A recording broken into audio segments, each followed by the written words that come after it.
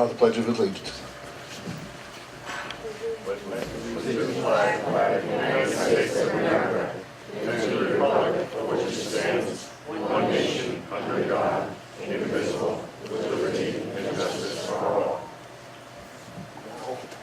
Bill Howell, who is our chaplain at the 335 post in Norfolk, says a little prayer of dedication. Yes, I have a prayer. Let us pray. Dear God, we give you thanks especially today as we remember our brave men and women who served and sacrificed their lives to protect our freedom in our beloved country. May we never forget, and may we always be grateful, and may they know that God's love endures forever. God bless America. Amen. Amen. Thank you, Bill. Let's just quickly run down. Hi, I'm Tristan Stefani. I'm Brandon O'Neill. I'm Jack Colenso. I'm Brendan McLaughlin. I'm Peter Grabner. I'm Luke Boreali. I'm Ben Kimball. Thank you, gentlemen. You did a great job. And now, without further ado.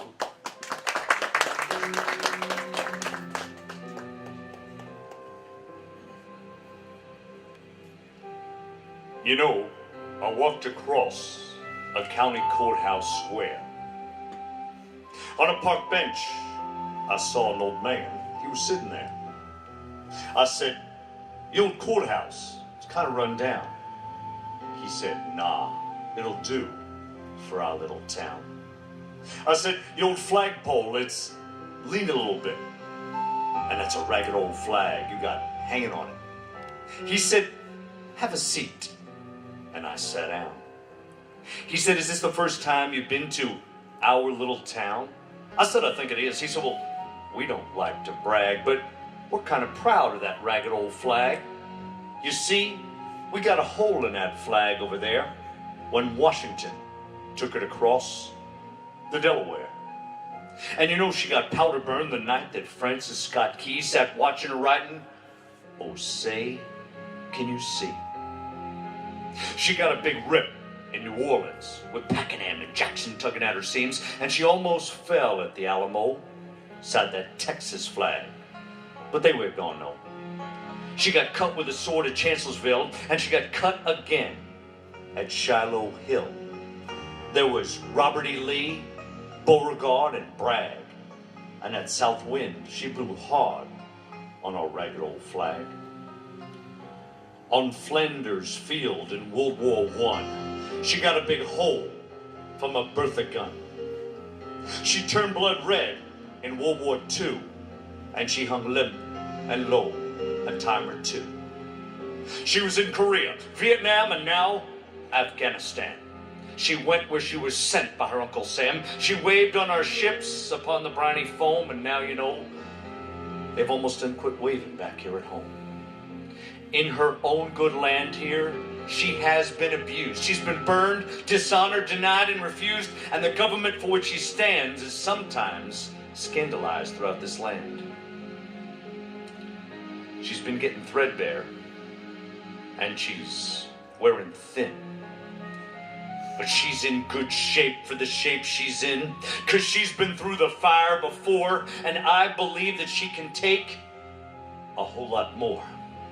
So we raise her up every morning, and we lower her down slow every night. We don't let her touch the ground, and we fold her up just right. You know, on second thought, I do like to brag, because I know we're all mighty proud of our ragged old flag.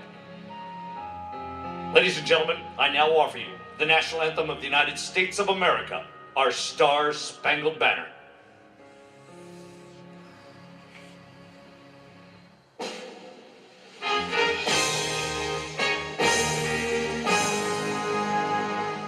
Oh, say can you see by the dawn's early light what so proudly we hailed at the twilight's last gleaming, whose broad stripes and bright stars through the perilous fight o'er the ramparts we watched, was so gallantly streaming, and the rocket's red glare, now bursting in air, gave proof through the night that our flag was still there.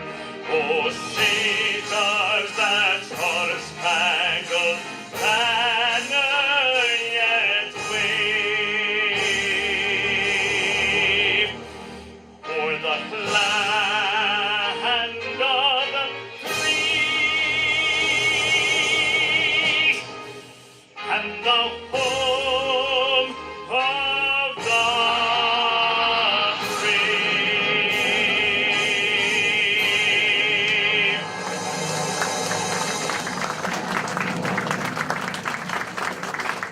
Thank you, Bill. Outstanding. That picture dry area of the place. No, it's okay. All right, now, proceed with breakfast.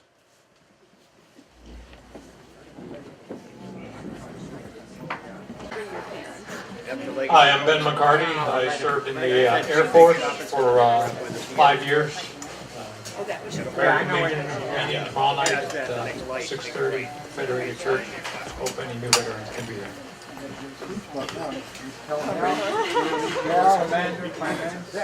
My name is George Gray. I served with the 24th Infantry Division in Augsburg, Germany for 3 years. My name is Charlie Moriali.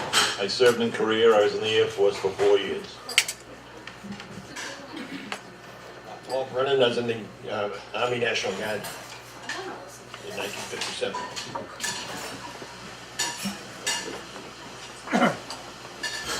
This one doesn't need any introduction at all. My name is Ronnie Bucky. I served in World War II in the Navy and Marine Corps in the Korean War. My name is Tom Caulfield. I served 2 tours in Vietnam, U.S. Navy Seabees. My name is Bill Swanson. I served 1955 to 58 in the Army. My name is Paul Reinhardt, and I was drafted in 1961 to 63. And that escalated just after I got out of the service, the Vietnam War. And I served my time.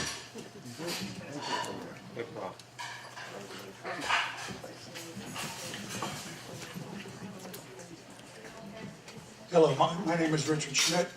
I was in the 25th Infantry in Vietnam in 1969, 1970. Bill Crane.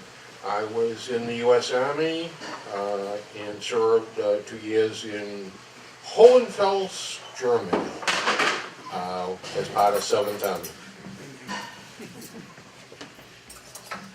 My name is Norman Mullane. I served 4 years in the Navy during the Korean War. My name is Bernie Mullane. I served in the Air Force 4 years. I served in the Air Force Reserves. I got called back during the Cuban crisis. Bill Smith, and was in the Army.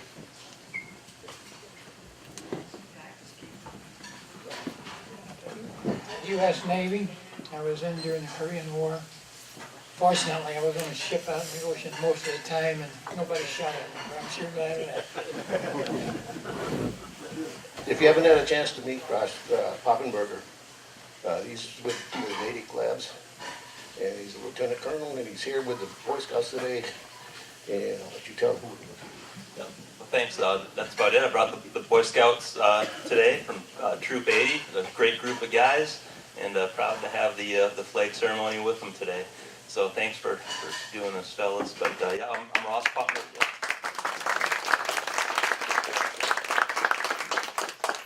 Yeah. I'm currently stationed up at the Natick Labs. Been 2 tours to Iraq and 1 to Afghanistan. Still in. So a couple more years to go before I'm ready to hang it up, but enjoying it now. This time I'd like to thank Norma for what she put on today. The program was unbelievably good. And thanks for everybody that contributed, everybody that came. Thank the Friends for financing it for us. Thank you.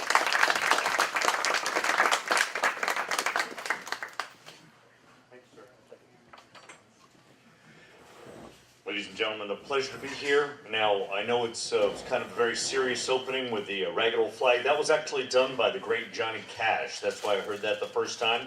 And a lot of people ask me why I do openings before the national anthem. Well, the honest fact of the matter is before September 11th of 2001, I had a difficult time getting people to even listen when I was performing the national anthem. They would say things to me like, oh, make sure you don't pull a Roseanne Barr, or make sure you don't mess up the words. Or a lot of people would come up to me and say, well, you know, Dan, what are the last two words of our national anthem? And I say, of course they're brave. No, it's play ball. So I would get all of these different things before the national anthem. And there was one time that I was at a school and I was performing in full dress uniform for kids that should know better. I'm in the middle of the national anthem and they're sitting down in front of me, they're talking, they got their caps on, and I got so upset. The Marine and the drill instructor came out of me and I stopped singing. I'm like, you, on your feet! And the principal said, Sarge, we're not going to invite you back. But, you know, it got me thinking that, you know, that people really need to know about this. So I actually, many of you may have heard me recount the story of Francis Scott Key after the resume of play for the New England Patriots all the way back a long time ago. But I try to pull people in to the national anthem because so many times it's a gaffe. Let's get the ball game going. Let's get this going. So I really try to stop everything and pull people in and say, this is what our great national anthem is about. But I don't want to be too serious. I want to have a little fun. A lot of this music you're going to know and love, and I hope you sing along with me and clap along, dance, whatever you want to do. Let's have a good time. Come on, clap with me. Let's go. Come on. Okay. You're a grand old flag, you're a high-flying flag, and forever in peace may you wave. You're the emblem of the land I love, the home of the free and the brave. Every heart beats true to the red, white, and blue, where there's never a boast or brag. And should old acquaintance be forgot, keep your eye on that grand old flag. This land is your land, this land is my land. Come on, from California to the New York Island, to the Redwood Forest, to the Gulf Stream waters. This land was made for you and me. As I was walking up down that highway, I looked above me, down in the skyway. I looked below me, down in the valley. This land was made for you and me. This is your part, ready? The stars at night are big and bright. Deep in the heart of Texas, the prairie sky is wide and high. Deep in the heart of Texas, the sage in bloom is like perfume. Deep in the heart of Texas, reminds me of the one I love. Deep in the heart of Texas, I'm Yankee Doodle Dandy. Come on, Yankee Doodle do or die.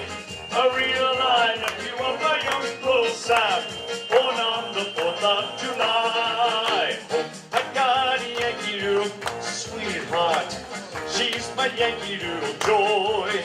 Oh, Yankee Doodle came to town riding on a pony. I am a Yankee Doodle boy. Oh, when the saints go marching in, oh, when the saints go marching in, oh, I wanna be in that number. Oh, when the saints go marching in, oh, when the sun begins to shine, oh, when the sun begins to shine, oh, I wanna be in that number. Oh, when the sun begins to shine, oh, when the saints go marching in, oh, when the saints go marching in, oh, I wanna be in that number. Oh, when the saints go marching in.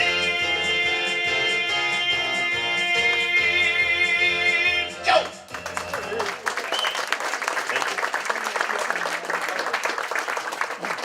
You know, wherever I go in this station, I take this song with me and I tell them a story because it comes right from the Commonwealth of Massachusetts about a young lady who was one of the first literary professors at Wellesley College.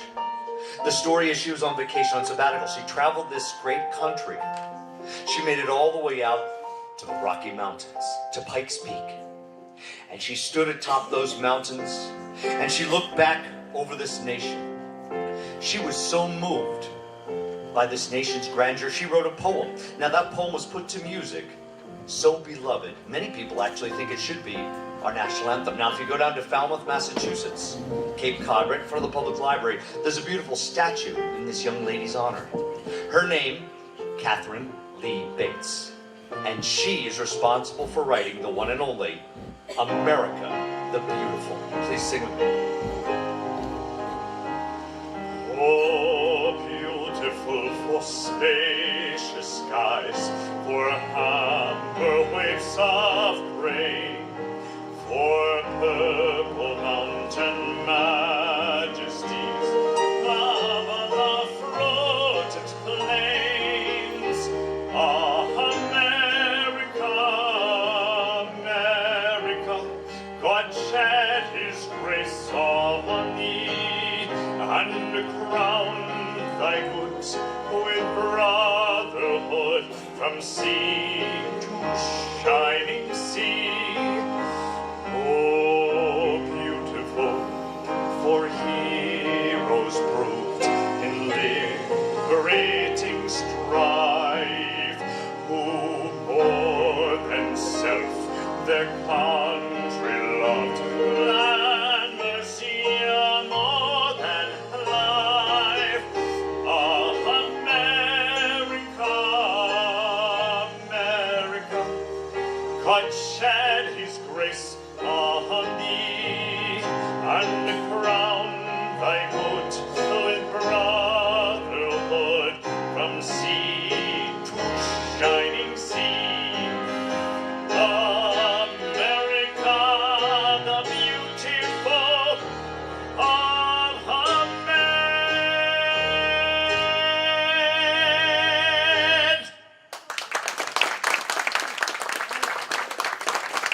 Thank you very much. You know, many people know me as the Sergeant Dan Clark, or some people know me as the singing trooper, but, and a lot of people ask me, say, Dan, did you wake up one day and just give yourself that name, the singing trooper? No, it didn't happen like that. You know, I did a lot of performing when I was a boy, but I came on the state police and they saw I had this resume of performing a lot when I was a child, so they looked at me, they said, Clark, that's my name, Clark, you, anthem, now sing, go. So I started singing our anthem at the academy, and then one thing led to another. I started to sing for funerals of fallen police officers and firefighters and political figures. And you know who used to sit in the front row of every single funeral was the former governor and first lady of the Commonwealth. You know them as Michael and Kitty Dukakis. Well, I received this beautiful letter from the Dukakises one day, out of the blue, how they thought the music that I was providing help the departments and the families of the fallen. Now, I ran into the Dukakises. I wasn't in uniform. I was at a Pops concert just by happenstance, and I saw the governor over there, and I walked out. I want to introduce and just thank him for this letter. He took the time to write to me. I walk up, and I'm the governor. My name is Danny Clark. I'm one of the master there. Kitty! Kitty, it's the singing trooper. We have to introduce him to Harry. Well, unbeknownst to me, Kitty Dukakis' father was a gentleman by the name of Harry Ellis Dixon, first chair under the great Arthur Fiedler for 50 years. Later in his life, Harry Ellis Dixon became the conductor of the Boston Pops. And Harry Ellis Dixon invited me to sing America the Beautiful on its 100th anniversary with the Boston Pops on Cape Cod where it was written. So it's the first time I ever got to appear with the great orchestra. And because of that, I got very interested in this piece of music. Now, I told you the story about Catherine Lee Bates, but most people don't realize is that the poem, America the Beautiful, was not always attached to that piece of music that you know and love so well. America the Beautiful originally used to be attached to another piece of music that you also know and love very well. I'm going to, real quick, sing the first verse, and I see if you can guess what piece of music it was originally attached to. Now, I'll give you a hint. It's a famous Scottish folk song, and America the Beautiful used to sound like this. Oh, beautiful for spacious skies, for amber waves of grain, for purple mountain majesties above the fruited plains. America, America, God shed his grace on thee, and crown thy good with brotherhood from sea to shining sea. And I think this young lady right here may have the answer. What's your name, ma'am? What is it? Charlotte. Very nice to meet you, Charlotte. What tune is that? Yeah? Old Lang Syne it is, and now Charlotte has to sing it with me. May old acquaintance be forgot and never brought to mind. May old acquaintance be forgot and days of old lang. Help us out. For old lang syne, my dear, for old lang syne, we'll take a cup of kindness yet for old lang syne. And that's a true story of America the Beautiful. It was almost attached to Old Lang Syne. And if they had kept it that way, I have no idea what we would sing on midnight New Year's Eve. But, you know, those Marines that are in the room, I do want to offer you a belated happy birthday. We actually use Old Lang Syne during our cake cutting ceremony, where we offer the oldest Marine in the room and the youngest Marine in the room a slice of cake, and then we perform Old Lang Syne. Now, like most Marines, I was sent down to a place called Parris Island, South Carolina. Now, Parris Island is just this wonderful place down there, and they take such good care of you. They give you everything you need, the friendly drill instructors, 24 hours a day, 7 days a week. But the one thing is that there's 1 hour during the week when they're not allowed to mess with you. And that's when they all recommend that you go to church, chapel, however you want to pray, whatever denomination. And the funny thing is, everybody in the platoon went to church because the drill instructors were not allowed in the chapel. You could almost see them outside, you know, like circling like wolves back and forth, you know, you may be gods now, but I'm going to get you in about an hour. And we would perform, and I mean, we would sit there and have a wonderful service, but at the end of the service, we would sing this song. And this is where I learned the song, because as a United States Marine, we are under the Department of the Navy. We're created to secure and make sure naval ships were secured. That was our initial function in the very beginning. So we are under the Department of the Navy, and there's a song that you may know as either Eternal Father, but it is also known as the Navy hymn.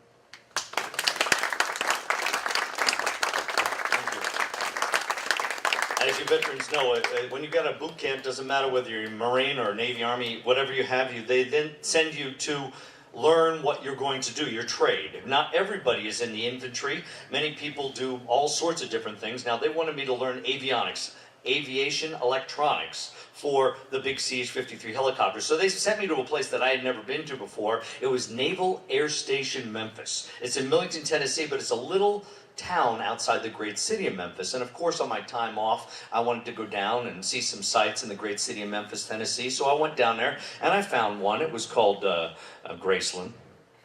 And I found out that the young man who lived in Graceland was known as the king of rock and roll, Mr. Elvis Presley. And I come to find out that he was drafted by the United States Army. The king was a veteran just like me, and I couldn't believe it. Now, you might think that they would take the king and make him a captain or a major or something, you know. Oh no, Private Elvis Presley, right? And then you might think that they would take the king of rock and roll and they would put him in special services, have him perform or do something like that, like a USO tour. Oh no. They sent him over to a little place called Germany, and he served there in the tank corps.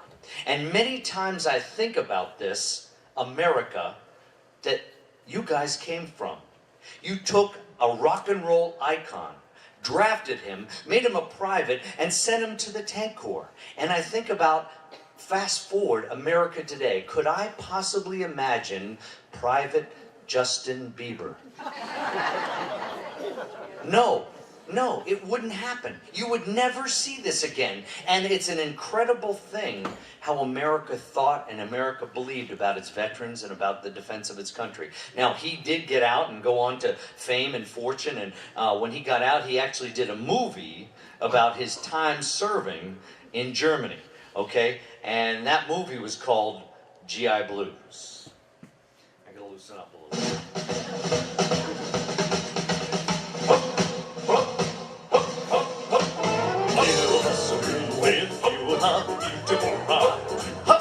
Here we go, honey.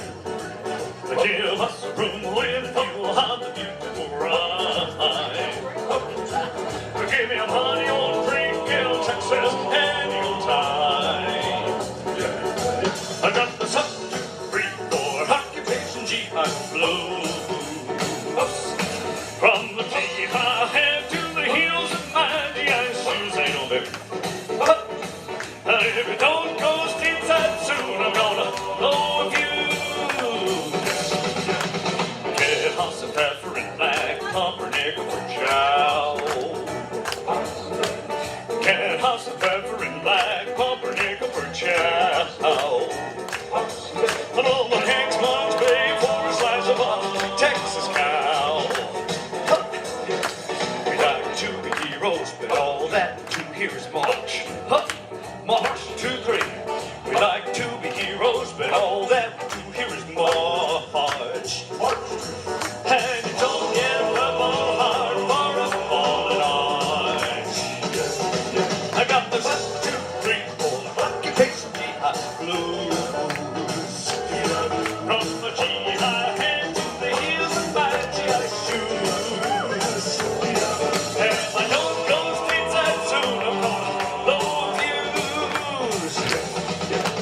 Throwing hot and pretty flowers, but we can't make them pass. Oh no, they don't know. Throwing hot and pretty as flowers, but we can't make them pass. Oh, there's a hallway signs they keeping Z on the grass. I got the 1, 2, 3, 4 occupation GI blues. From the GI head to the heels of my GI shoes. And if I don't go stateside soon, I'm gonna blow a fuse. Occupation GI blues. Occupation GI. Oh, occupation GI blues. At ease.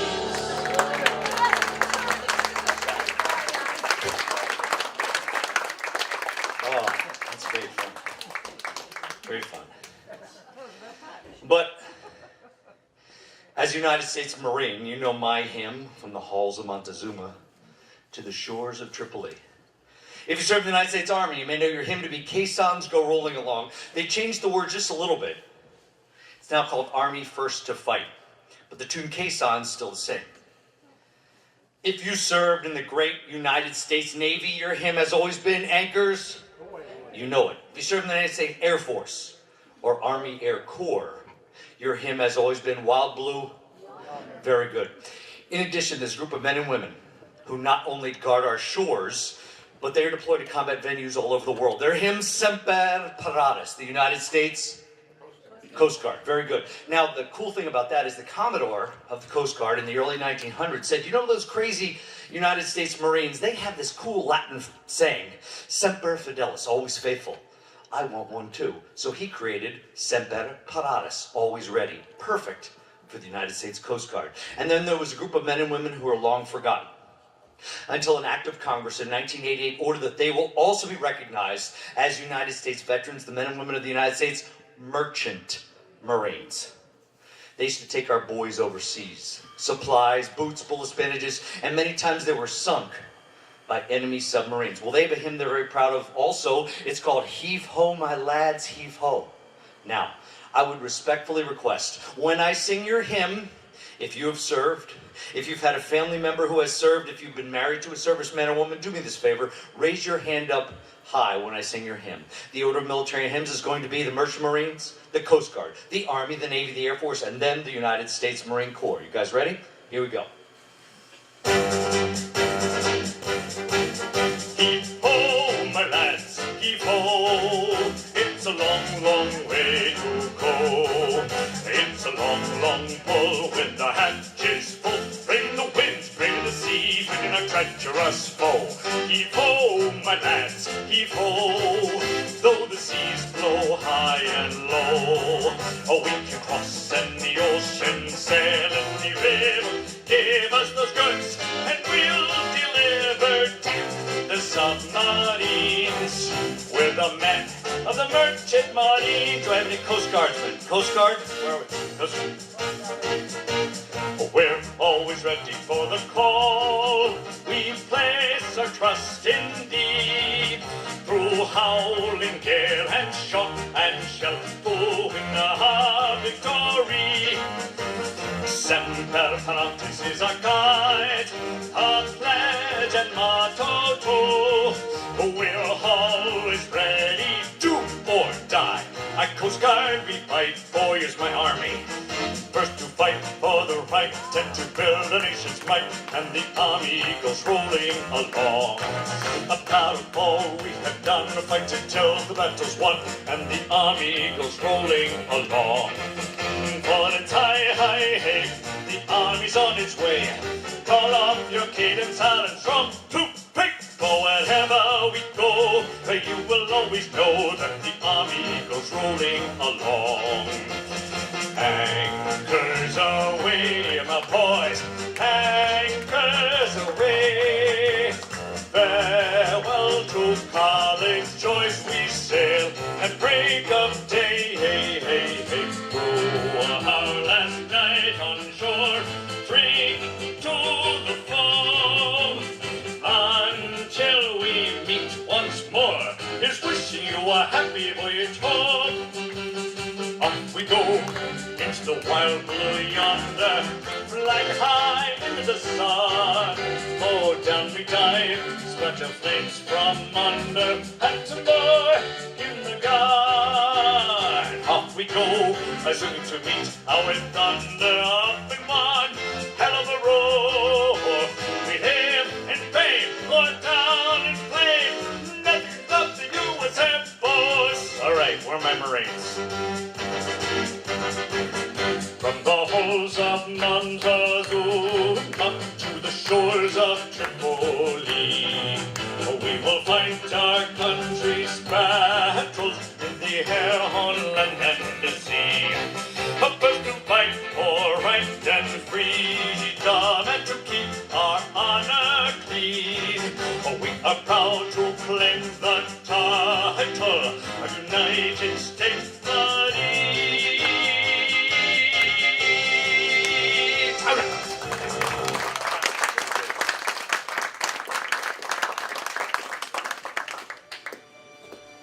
You know, one of the most powerful songs comes from the Civil War. And the story is that there was once again a young lady who was looking over the troops, the Union troops, about to go into battle. She just heard a sergeant start to sing a marching song. It was so powerful, this song, it spread over the entire regiment of men. The tune was written by a Massachusetts militiaman. She was told, Julia, you have got to write the verses to this song. In her journal, she talks about waking the next morning, still in the darkness. She had to find somewhere to write down what was going around in her head, because in one fell swoop, this young lady composed all of the verses to the one and only Battle Hymn of the Republic.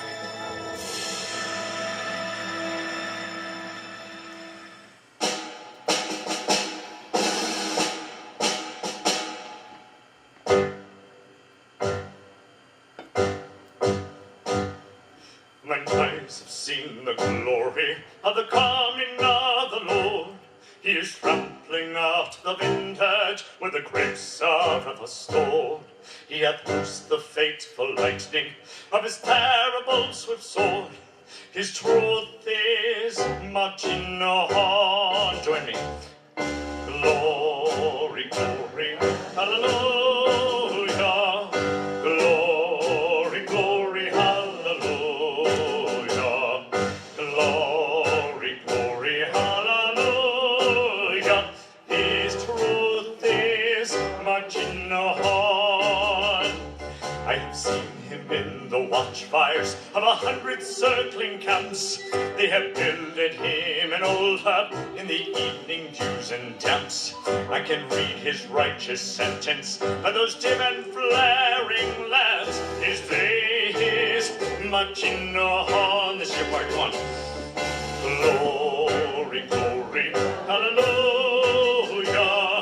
Glory, glory, hallelujah. Glory, glory, hallelujah. His truth is marching on. He has sounded forth that trumpet that shall never call retreat. He is sifting out the hearts of all before his judgment seat. Oh, be swift, my soul, to answer him. Be trouble at my feet, while God is marching on. Here we go now. Glory, glory. It's all you.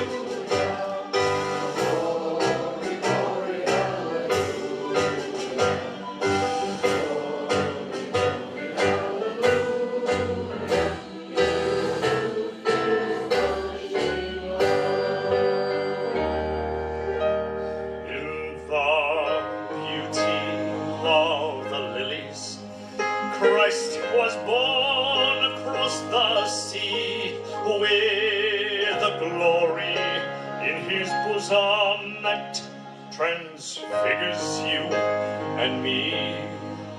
As he died to make men holy, let us die that all are free, while God is marching on. Hallelujah. Glory, glory, hallelujah. Glory, glory, hallelujah. His truth is marching on. Last time, bring me home now, come on. Glory, glory, hallelujah. Glory, glory, hallelujah. Glory, glory, hallelujah. His truth is the marching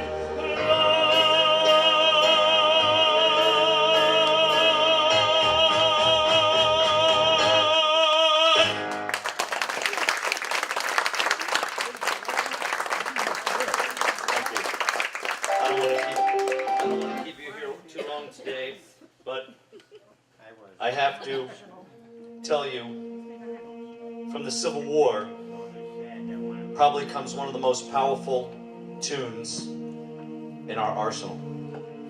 A captain of the Union Army heard the cries of a dying soldier one night, and he goes out of his tent over the berm and he finds this soldier, and he pulls him back into the light of his tent. To his horror, this soldier is his son, a Confederate soldier.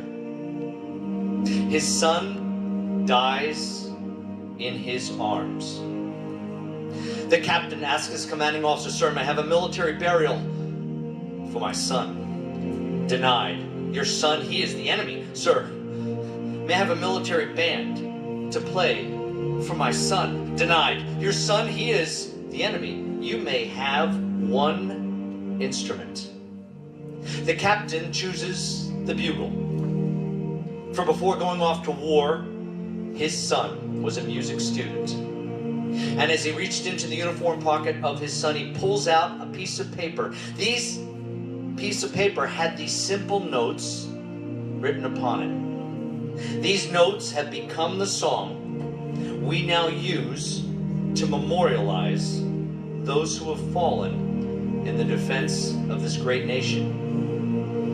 You know it very, very well. The song is Taps.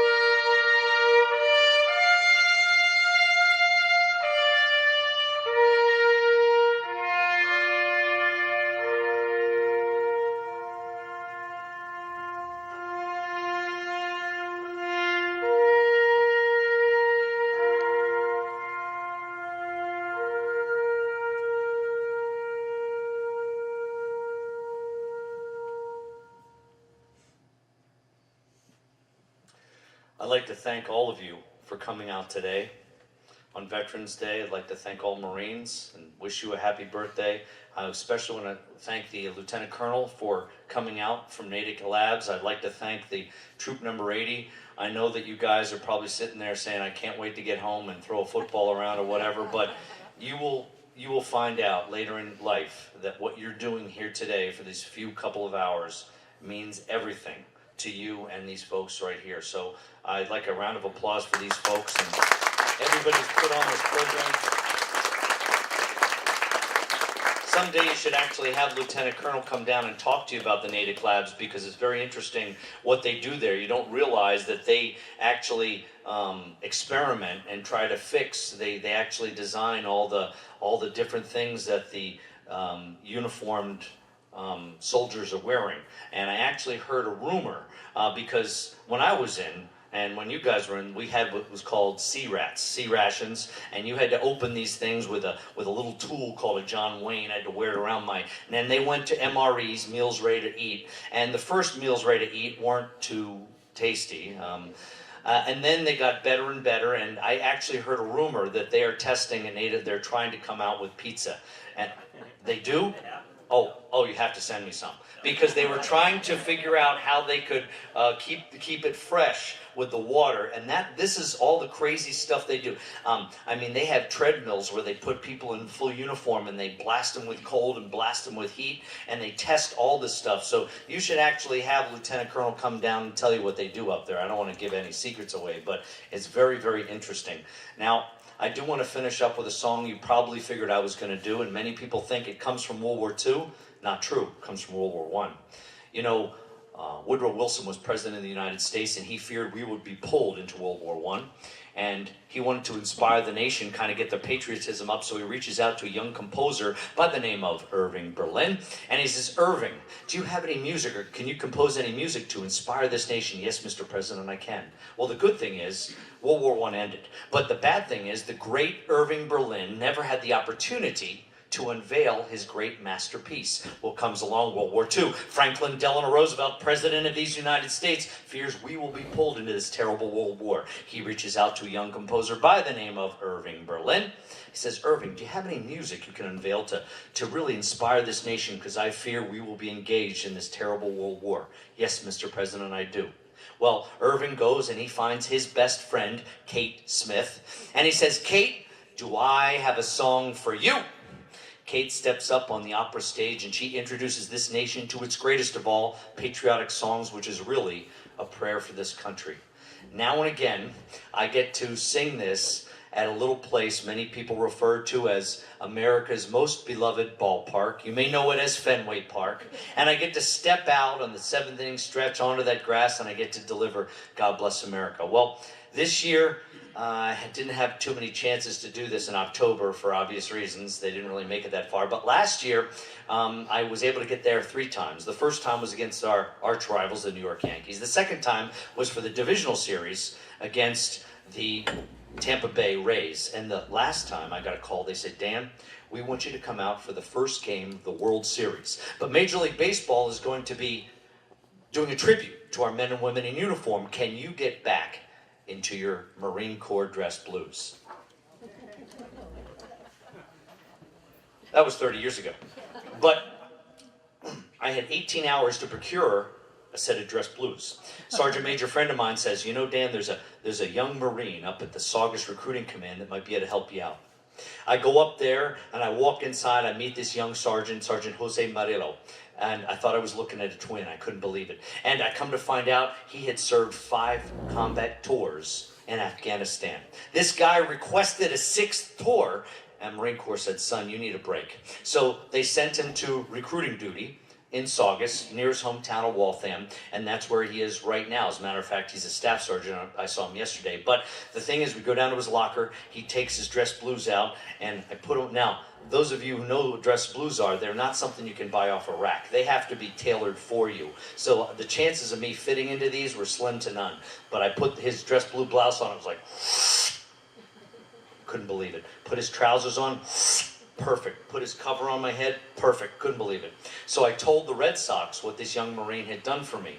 They immediately issued him 2 tickets to accompany my family and I to the World Series. And I was so nervous that I didn't want to injure his uniform at all. It was in a clothing bag. I hung it up in security. I wasn't about to wear this uniform until I had to actually go out on the field. Well, you know, Sergeant Jose Murillo, you figure a guy who served 5 tours in the desert would show up in jeans and, you know, maybe a hooded sweatshirt, throw back a couple of Budweisers, have some, oh no, not this guy. He shows up in his extra set of dress blues with all his combat ribbons. I couldn't believe it. Looked like Superman was coming through the, you know, and the first thing that did me the most, there's 3 things that happened that night that I just couldn't have been more proud of. First was when we walked through Fenway Park. It didn't matter whether people were watching the game, buying souvenirs, having a Fenway Frank. They stopped what they were doing and they walked up to this young Marine and said, thank you for your service to this nation. And then it was time for me to go out and perform. I put the dress blues on and now the 2 of us look like a couple of bookends. And we walk out to the maintenance tunnel, getting ready to go out, and the liaison says to my wife, ma'am, only one person is allowed to step on that field with your husband. And it goes without saying that my wife certainly has earned the right to step out on that field with me. But you know what she says? She turns to him and says, if only one person can go on that field with my husband, I want it to be this young Marine, because he certainly has earned it. And the 2 of us step out on the field, and then the 3rd thing happened that I was most proud of. I start singing God Bless America, and just then, all of Fenway Park started singing along with me. I just couldn't believe it. I never heard anything like this in my life. A sea of people at Fenway singing God Bless America. Well, every time I go out there and I sing this song, I give it everything I have. To the point where I'm holding the high note, I'm literally starting to pass out at the end. For real. I start to see stars. And my wife, who's an opera singer, my wife says, Dan, I'm really nervous. I'm afraid you're going to go out there and you're going to hurt yourself. you know what I tell her? I say, Mary, if I should step out on that field tonight and I should drop and my heart should stop while I'm singing God Bless America at Fenway Park for the Boston Red Sox at the World Series, no less, I don't want anyone to shed a tear for me because I will have been the happiest of men. Ladies and gentlemen, I hope you will join in singing with me the great song written by Irving, made famous by Kate. This is God Bless America.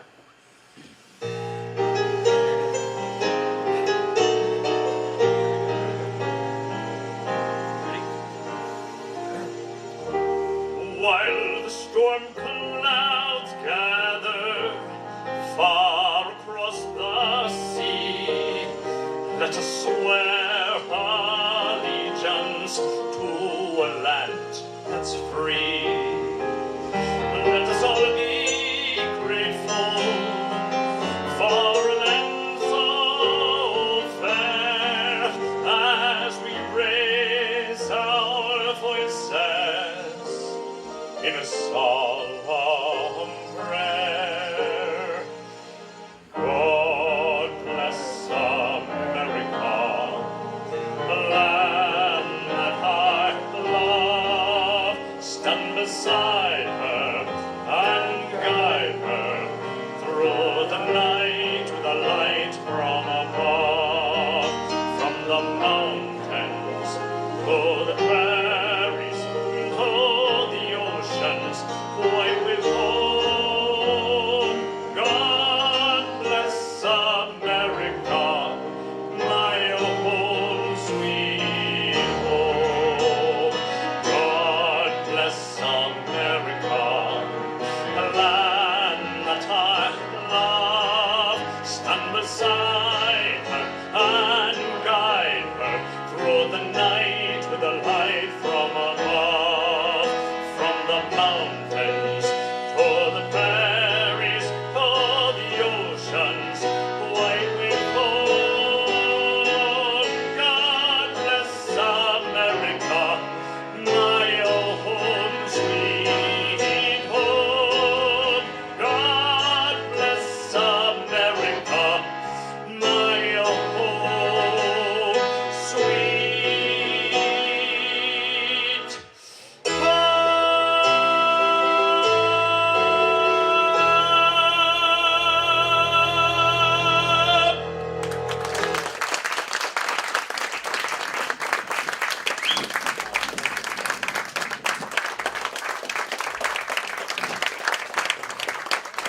Thank you very much.